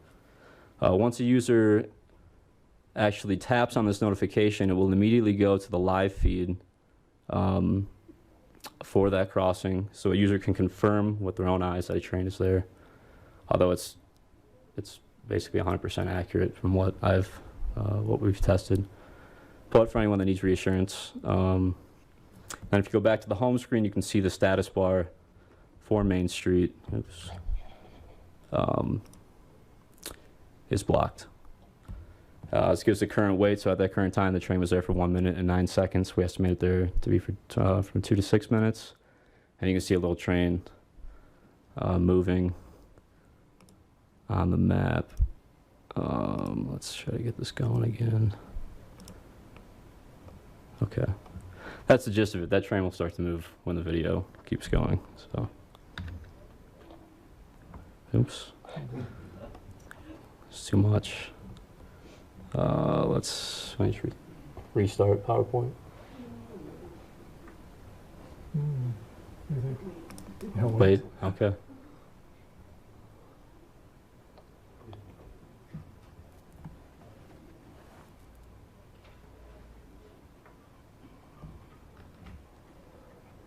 You can try to come out if you need. Okay, I can have it on my computer as well. Let me just restart it now. Not restart it. Okay. Not responding. Great. Sorry for the technical difficulties. Go to presenter view here from the beginning. Okay. So that's the gist of the demo. Let's go to the next slide before it crashes. Okay, so then Austin's going to take over and tell you a little bit about the use cases for the city. Sure. So thanks, Eric. Eric kind of went through the day-to-day kind of use case for citizens as well as EMS, is what we've seen in Plymouth.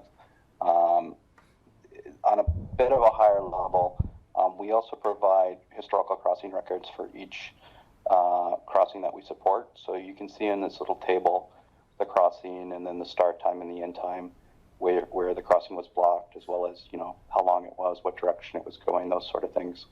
And we think this is helpful for a couple of reasons. One being, and this is a bit more recent, it's our understanding that in Colorado, the state legislator is, considering legislation to hold railroad companies accountable for blocked crossings. I think if they're there for more than 10 minutes, then they'll be fined. And, we can provide, time-stamped photos of real blocked crossings. So we think that this could kind of keep the rail companies accountable and honest in representing your city in this way and making sure that there aren't these, crazy long block crossing times. And then additionally, if you have objective data over the years of a crossing, I think that could help you get larger, capitally intensive projects such as, overpasses and that sort of things. There's been a lot of talk about, at least in Michigan, about states trying to get funding for these railway overpasses. And if you have, multiple years of data showing exactly how bad the crossing is, that might help you pursue those projects. And the graph on the bottom, just quickly, is a graph from Plymouth, Michigan over, I think, 2022 that shows the cumulative crossing times for the month. And you can see it's about between 40 and 50 hours a month. So almost 2 days, entire days out of the entire month, out of the month, the city is basically cut in half by a block crossing. So I thought this was sort of kind of indicative about how pesky and how much of a problem that these route crossings can bring.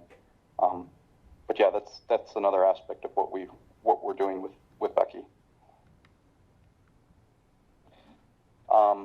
Future capabilities.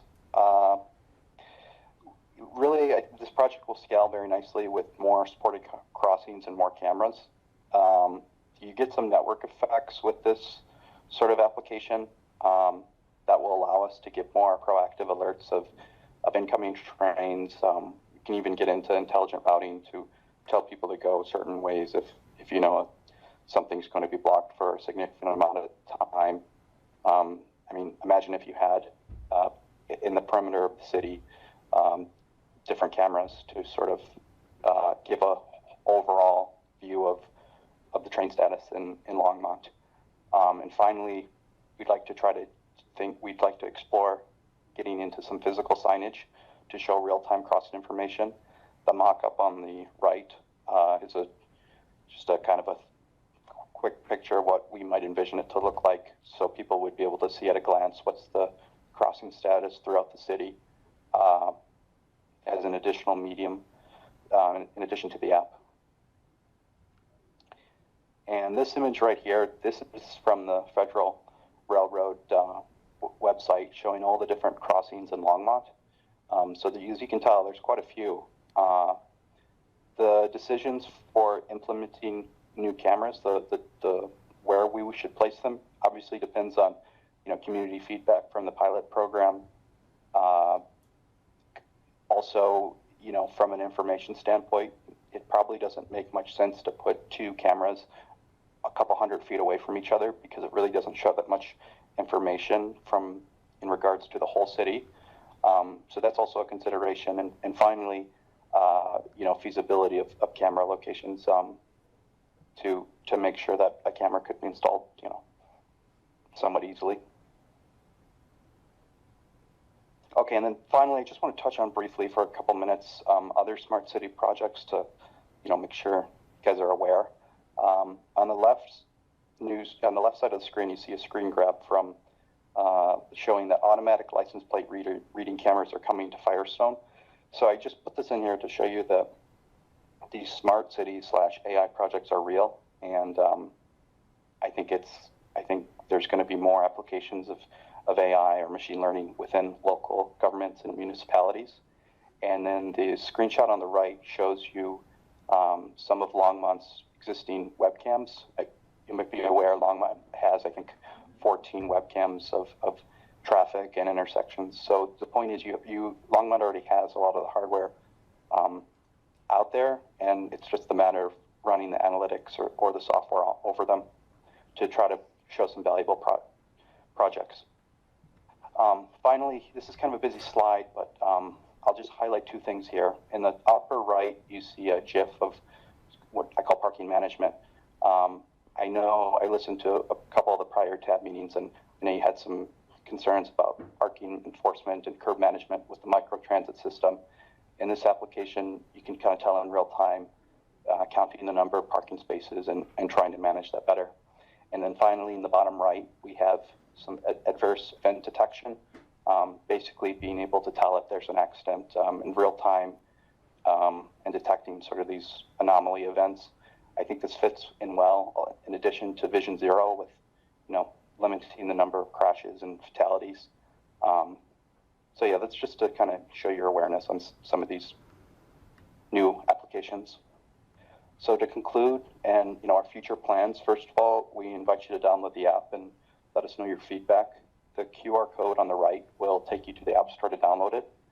Kind of a comment / question for TAB is, are there any additional data sources regarding railroad congestion studies that we could use to find locations for new cameras? And also, we'd like to return to TAB after the communication plan and pilot program has finished, probably about 2 months from now. And finally, we think you should consider what smart city projects are appropriate for the TMP or Vision Zero. So that's all we had for tonight. Our contact information's there, as well as our website if you're interested in learning more. So thank you. Thanks, Austin and Eric. Any questions? They will be back, so. Yeah. I only got one question. Thanks for the presentation. It makes sense, because when I read the packet, I'm like, what is this? Yeah. Are you only doing one intersection right now for the pilot program? That's right. Yep. Just Okay. First and Main. Okay. Start Then I'm happy with that too. So thank you. Yep. Of course. This looks like a great app to be coordinated with Longmont's soon-to-be introduced microtransit app. Good point.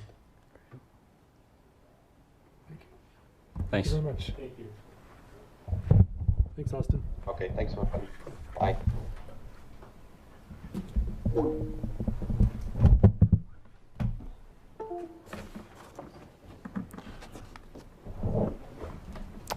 Great, just in time for Ben Ortiz.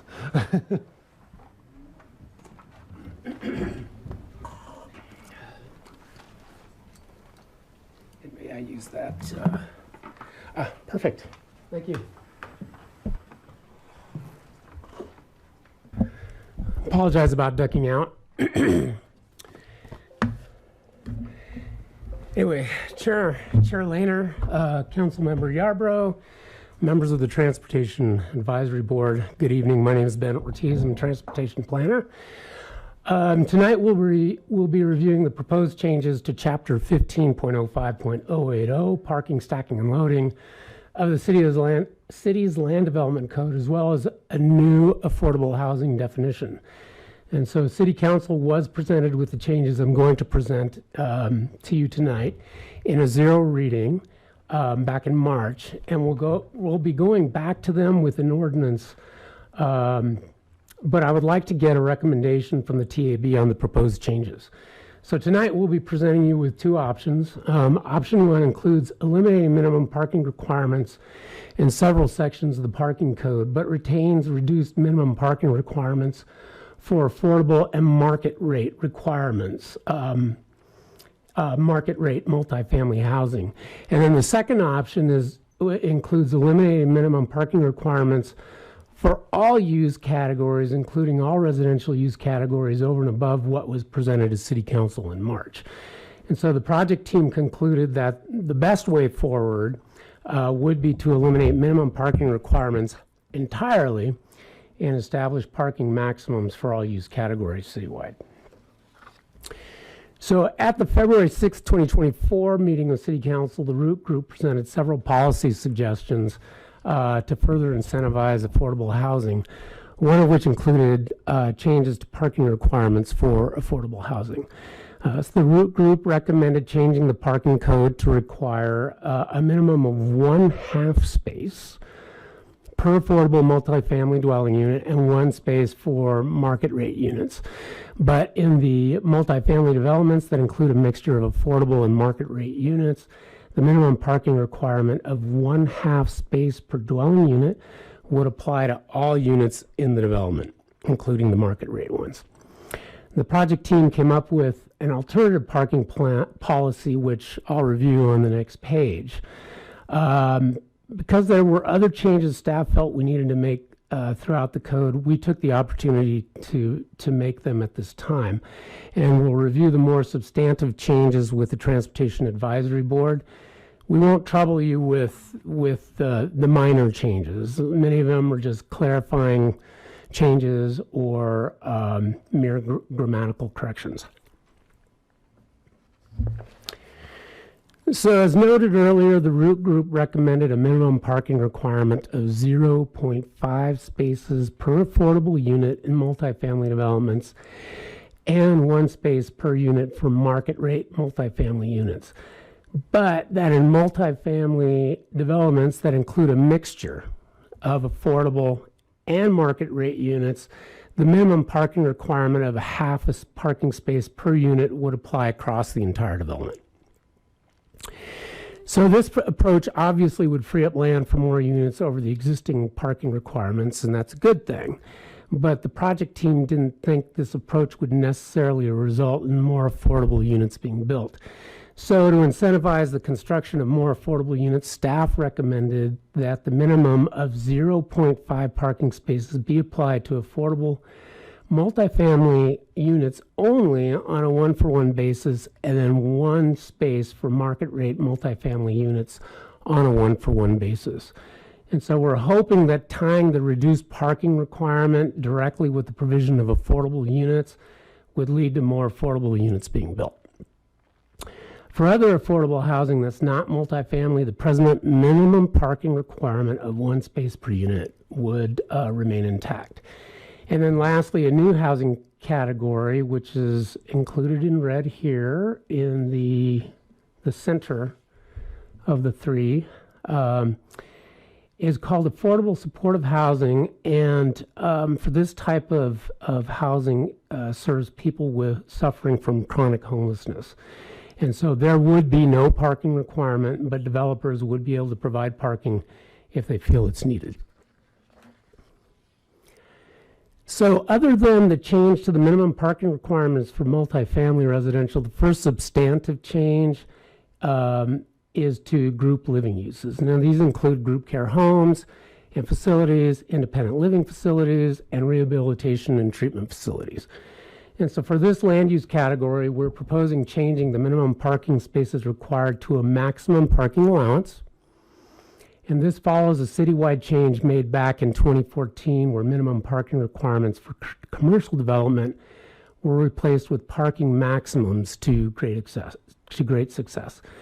And the group living category is one that was left out of the changes back in 2014, which is why we're including them with this update now.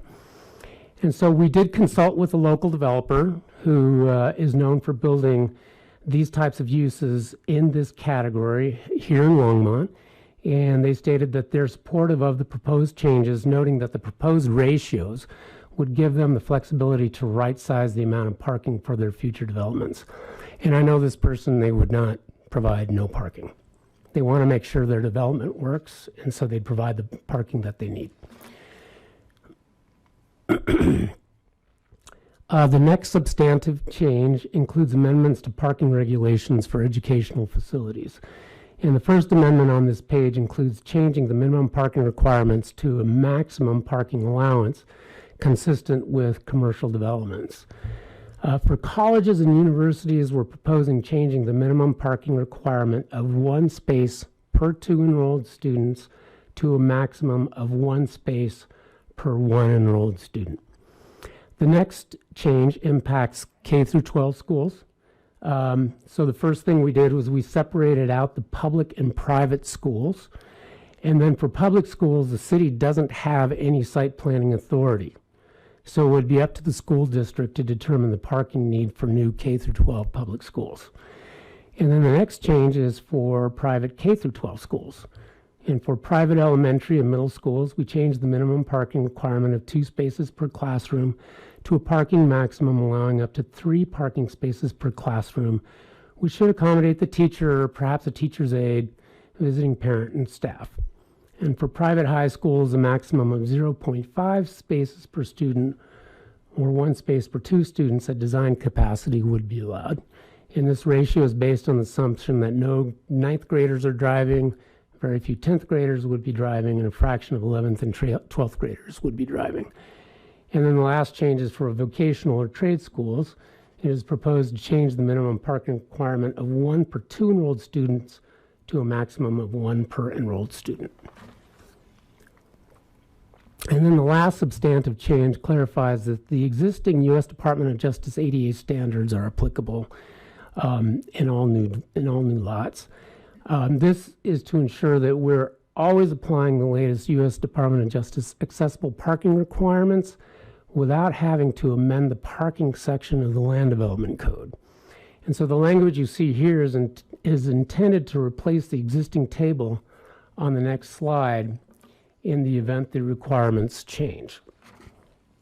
So this table here shows the required number of ADA spaces as a function of the total amount of motor vehicle parking provided. We propose eliminating this table as noted in the previous slide, but we will create a handout with the most up-to-date ADA requirements consistent with DOJ standards that we will keep for our own reference as well as distribute to future developers. So the project team recommended adding a new housing definition called affordable supportive housing to the definition section of the Land Development Code, which supports the addition of this housing type in the parking table. So affordable supportive housing means residential units constructed that are strictly for individuals or families that are homeless or at risk of homelessness due to having an unstable permanent residence, location, or status, and where such units are paired with support and services. And so you may recall that this housing type is included in the proposed changes to the housing section of the parking table, and that there's no minimum parking requirement for affordable supportive housing. And while the developer would not be required to provide parking for this type of housing under the proposed change, they could if they felt it was necessary. So subsequent to the presentation to City Council in March, the project team concluded, again, that the best way forward would be to eliminate minimum parking requirements for all land use categories citywide. And so what you see here would be the remaining land use category with no minimum parking requirement over and above the categories that we've already reviewed with you tonight. So the consequence of this approach would be that the parking incentive for the construction of affordable housing would go away because all housing would be exempt from the minimum parking requirements. For the co-housing category, we eliminated the word new, because it isn't a new category, and we created a parking allowance of 3 off-street parking spaces. For the single-family attached category, a maximum of 2 off-street parking spaces in the form of garages or carports would be allowed. We also added an exemption for driveways in the off-street parking requirement, but would require driveways to be at least 10 feet by 20 feet long if they're provided. For single-family detached, a maximum of 3 off-street parking spaces would be allowed, and the exemption for driveways in the parking count is included in this category, as well as the dimensional requirements. And for multifamily developments, a maximum of 2 off-street parking spaces per dwelling unit would be allowed. And then presently in the mixed-use corridor, multifamily developments are exempt from minimum parking requirements. And because we're proposing to eliminate minimum parking requirements citywide, this lined out section, second from the bottom, would no longer apply, and that points to a section not shown here. But lastly, as noted previously, there would be no parking incentive for affordable housing in the form of a reduced minimum parking requirement. So this last line would be struck as well. So why eliminate minimum parking requirements? Well, cities across the country are eliminating minimum parking requirements in their land development regulations, and there are quite a few reasons for this. Minimum parking requirements inflate the size of the city, increasing distances between trip origin and trip destination, and then this discourages walking and biking and encourages more automobile use. Minimum parking requirements lead to other negative consequences as well, including more storm runoff, which leads to more pollution in the city's waterways. Minimum parking requirements lead to more hardscape that makes the urban heat island effect worse, and minimum parking requirements increase the cost of development. It should be noted there is no such thing as free parking. The cost of parking is pretty extensive. And it gets passed on to customers in the form of higher prices for goods and services, as well as higher prices for rent and home purchases, which translates into a huge subsidy for automobile use. And so for people who either cannot afford an automobile or choose not to own one, a minimum parking requirement is tantamount to a subsidy paid by those that do not need to park a car on behalf of those that do. And then this includes people that cannot afford to own an automobile. So it's important to note that eliminating minimum parking requirements doesn't necessarily mean no parking will be provided. Developers want their developments to be successful and will provide parking for that reason. But eliminating minimum parking requirements empower developers to provide the amount of parking they feel they need, as opposed to the amount of parking the city wants them to have. And then lastly, very few lending institutions will provide construction loans for developments without parking. And as I noted earlier, where this policy is most beneficial is with smaller infill sites, where a minimum parking requirement would make it really difficult, if not impossible, to get a project built without major variance. So staff is seeking a recommendation from the TAB on the proposal to eliminate minimum parking requirements for all residential uses citywide over and above the other land use categories already presented to City Council. Staff recommends approving the proposed changes that would eliminate the minimum parking requirement for all residential development to include parking maximum allowances sufficient enough to provide developers the flexibility they need to right-size the parking provided for their developments. And staff does intend to go back to City Council with an ordinance with parking amendments in May. Unfortunately, we were not able to make the deadline to present an ordinance at the April 23rd session of City Council consistent with TAB communication. So we'd like to take this up at the first regular session, which should be May 14th. So thank you. That concludes my presentation. And with that, I and most likely Phil would be happy to try and answer your questions. Just real quick, I just wanted to briefly summarize. So we did take for zero reading to City Council the first piece that Ben presented, which was the changing the minimum standards. Since then, we've worked as a team within the city, and our city team together has decided that all of us can live with parking maximums, and that what was presented to council in the zero reading has changed since then.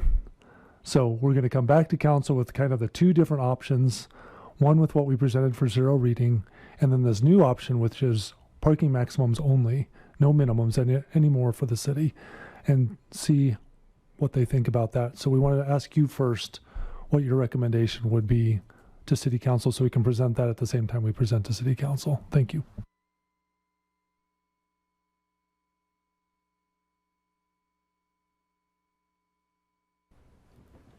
Well, I don't think it's any surprise to anyone here, but I am definitely for eliminating minimum parking. I think the sprawl that has presents so many problems for things like transit is going to be enhanced and become hopefully less of an issue if we have maximums rather than minimums. Of course, I'd love to see maximums way bigger than what's presented, but having the maximum rather than minimum is already a step in the right direction in my opinion. I do have a couple of questions. So I was wondering, you talked about having the school district decide on parking moving forward. And I was just wondering if there was like any precedent for the school district doing this, if they had someone who would be working on that, or is this kind of a brand new thing for them to be doing? Well, the school,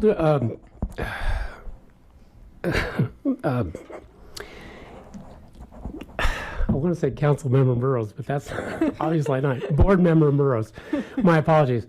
The school district is actually a function or an extension of the state. And so the state has purview in this case, and the city just has no land use authority with regard to the public schools. And so the school district frequently does come to the city and seeks comment on their proposed developments, and they take it under advisement, but that's as far as it goes. So we could say, well, we think you should provide 100 more spaces than you're proposing, and they could say, well, thanks for your feedback, we're not going to do that. And if we were to say challenge their land use design, it would be something entirely external to the city processes. So most likely those challenges would fail. But yes, they are completely independent of the city. We're basically a referral agency for them. So they take what we say under advisement, but they don't have to follow it. Oh, okay. That's good to know, because I often see schools that have very empty parking areas, so they definitely could do with reducing some of their parking spaces for sure. Okay. And I had a question about why are driveways exempt from the single family housing? Why do you not include driveways as part of that parking maximum that you're proposing? Yes, board member Burrows. So that was my idea. And I thought it would make it a little more palatable. But one of the things that increases the cost pretty substantial to residential development, most particularly to attached and detached single-family homes, is the price of that garage. And so I've looked up square footage per foot for the construction of a detached garage, and I think on the low end it's somewhere around $35 a foot.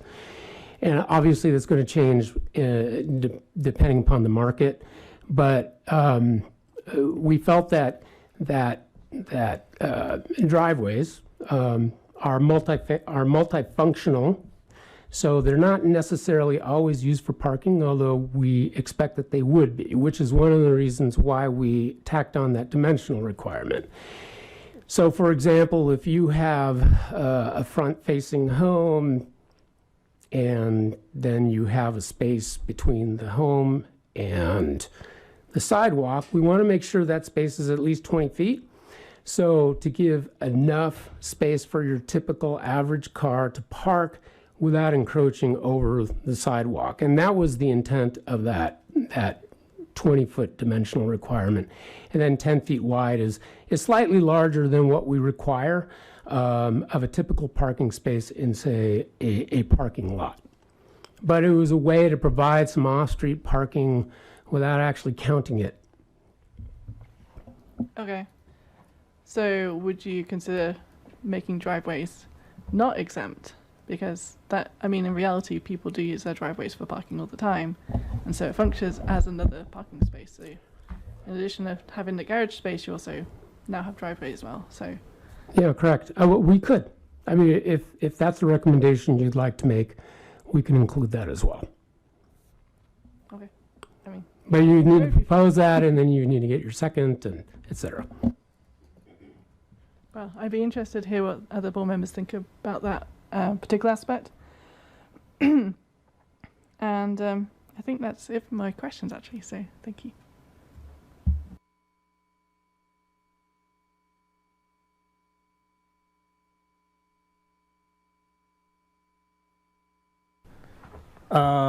Thank you for the presentation. Again, you know, I sat through it one time before as well.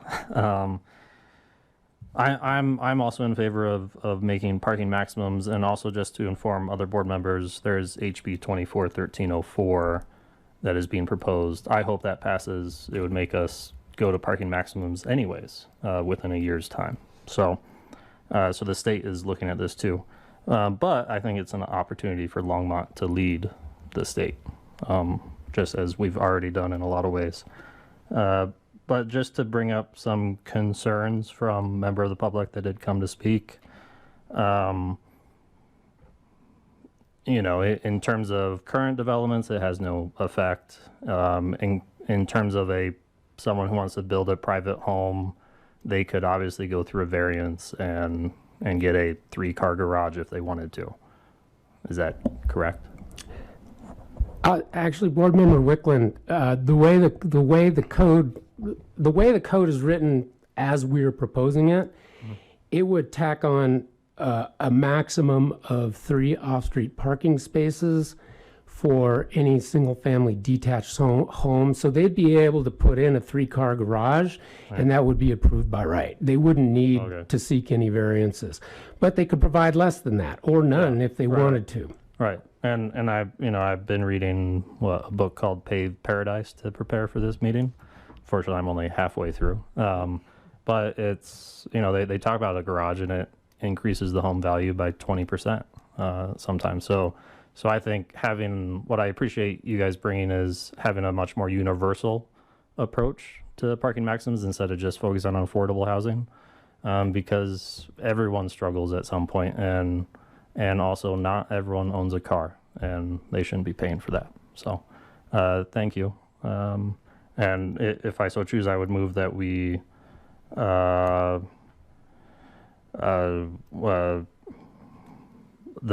to expand parking maximums for all residential zones.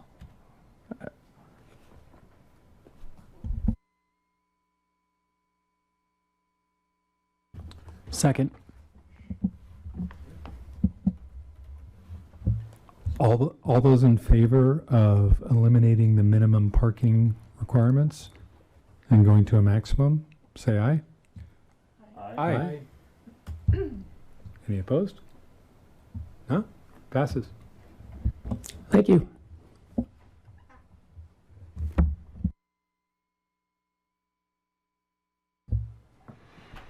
Okay, comments from board members, since we've gotten through action item 7, and we'll start with Board Member McInerney on my left here. Yeah, my questions have to do with code amendments for parking. So you might want to, okay, he's with us. In our packet, page 20, the second paragraph states that if spillover parking does result from underparked development, appropriate parking management strategies can be initiated. What would those be? Board Member McInerney, that would be something along the lines of a parking, basically a parking study. If we feel as staff that there's going to be impacts to a neighborhood based on the lack of parking provided by a development, then we would ask them to do an alternative parking study and provide that to us as staff, and we would review that and make determinations based on that, or have them mitigate that issue. Is that correct, Ben? Yes. Also, too, you'll have a lot of reactionary people who say, "Oh, this is going to cause it has caused problems in my neighborhood because people are parking on my street who don't live there." And so one of the things we'd want to do is establish a metric as to what constitutes a problem. I have people parking in front of my home frequently, but I'm able to park in front of my home the majority of times. I would say one thing we need to do is define what constitutes a problem. So if I can't park in front of my own home, say 50% of the time or less, but I can park on my own street, does that constitute a problem? Probably not. However, if I can't park on my own street, say 80% of the time, then that might constitute a problem, but that's a decision we would probably need to make with the community. And so there are a lot of strategies that can be employed to address spillover parking. I was recently visited LA to watch my daughter play water polo, and we visited some friends, and they had a parking permit district, and so it allowed 2-hour parking on that street unless you actually had a hang tag. And then the owner that we were visiting, they gave us their little hang tag, and we put it on the rear view mirror, and we were able to park there all day long without getting a ticket. So that's one example of what you could do, but there are a lot of other examples as well. And it's really going to depend on the circumstance. If you're in a commercial district versus, say, a residential district, the approach you might take would be different. Okay. Do all ADU proposals require site plan approval? They don't. They don't. Not all of them, no. There wouldn't be project by project consideration of parking for ADUs then, necessarily. Well, the planners that review ADUs, they are looking at the parking presently, and they're just making sure that they've got one off-street space because that's what's required. However, presently, they can the owner of the ADU can request that on-street parking be used to meet that off-street parking requirement, and we look at that on a case-by-case basis. And a lot of times, streets are underparked, curbside parking is underparked, and we would feel that it wouldn't lead to a negative impact by allowing that on-street parking to be used for the ADU. I see. I expect that you'll receive some pushback on the short-term rental maximum that's proposed. In fact, I think we had that type of comment before our meeting this evening. And finally, will the maximum of 3 spaces per 1,000 square feet for public transit terminals affect the First and Main Station development or any future rail station development downtown? Well, what we do with those is a lot of shared parking. So we're going to incorporate a lot of different folks who are sharing that parking at different times of the day. So we'll take the parking max that's available for the transit center alone, but we'll also take our parking max that's available for the different units that are part of that too.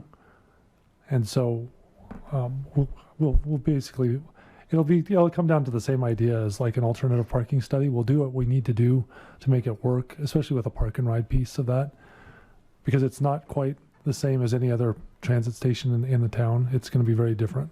Okay, so the square footage referred to is building square footage, but you're saying it's not specifically limited to a transit station. Well, It'd be more the entire TOD space. Right. There's so many different uses going to be part of that space. There's going to be retail, there's going to be the residential, and then the park and ride. So it really doesn't stand alone at that point. Okay. It would be more indicative of what's going on up north that they were talking about with the Park Ridge Park and Ride. Yeah. That stands alone as a transit, park and ride facility. Okay, thank you.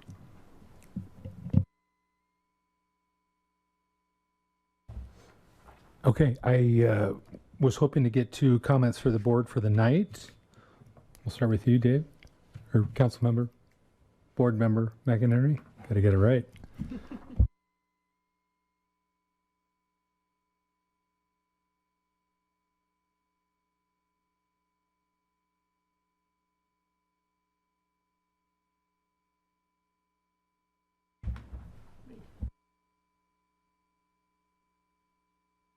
There we go.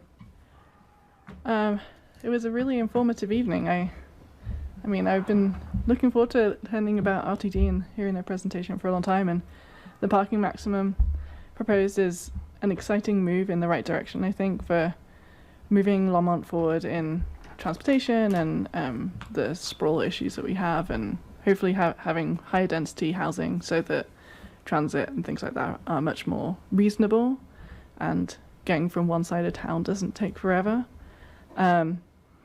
I do want to make a note that I am organising a big event on Saturday that my fellow board members are welcome to attend. It's Longmont Earth Day. It's on Saturday. Look like the weather is not looking so great, so I think we'll probably end up going inside the school. It's at Timberline from 10 a.m. to 3 p.m. and Transportation Department will be there, as are another 4 other departments from the city, so it's heavily attended by city departments. But it was a really informative evening, and I enjoyed hearing everything about.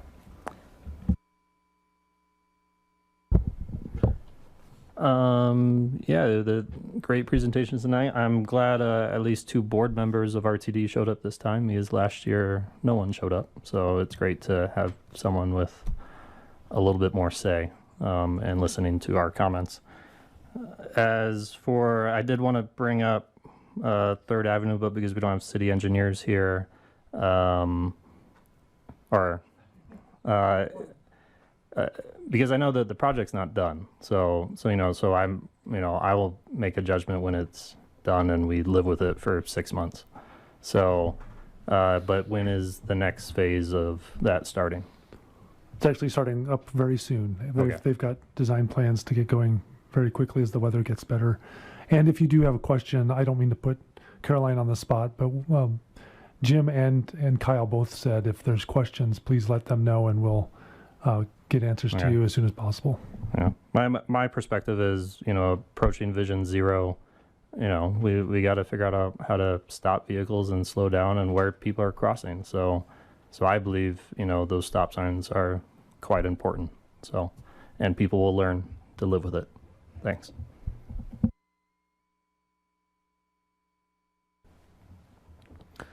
Yes, wow, this was indeed a very informative evening, and I look forward to seeing things as they progress. I did want to acknowledge the Hal Morrison's comment from the public. I do think that the 3rd Avenue stop signs on Francis and Sherman in between each other are really close together, and it may be worth looking into further on how true it is that people are running those stop signs, and considering having a crosswalk at Sherman and 3rd.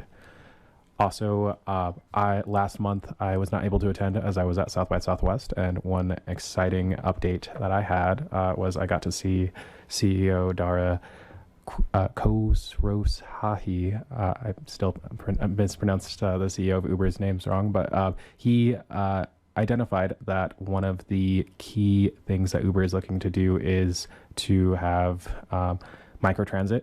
And so it is exciting to see that Longmont is ahead of the curve, but also to be aware that that a major rideshare app is looking to take that market. So we need to be really on top of our game and make sure that we are providing the most equitable services for our residents in Longmont. Other than that, yeah, thank you. Great. I just want to acknowledge Phil again for the $1 million for the microtransit. Well done. I know that took a lot of work. Seriously. And I think the comprehensive review by RTD was good. I think the audience that they provided us with was great to see all those folks here. I thought their fare structure is very well done.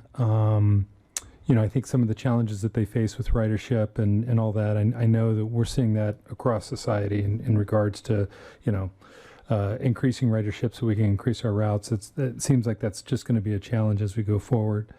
And excited to see the BRT. And the parking maximums, I think, is a great idea. And kudos to you, Ben, for doing all the homework on that. You guys keep us very well informed, and I appreciate that. So thank you. And Councilmember Yarbrough? Thank you. Of course, thank you for all you do. I appreciate you all. I will say I have to agree. I was going to bring up the exact issue that the public invited. I can't remember his name.